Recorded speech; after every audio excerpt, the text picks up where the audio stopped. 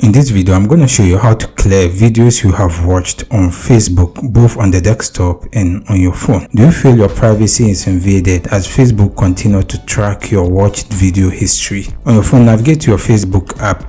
On the top right corner, locate your profile icon and click there. Proceed to scroll down till you locate Settings and Privacy. Then proceed to Settings. Here you need to scroll down till you locate Activity Lock and click here. Then on this menu, you have to swipe left till you locate Videos Watched and click here.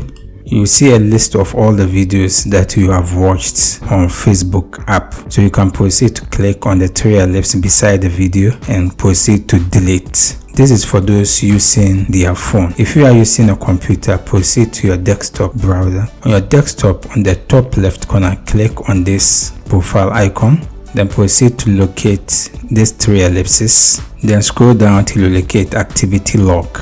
Then proceed to Videos you have watched. Then again, you will see the list of all the videos you have watched on Facebook. Feel free to clear video watch history, or better still, you can delete it one by one by tapping on these ellipses.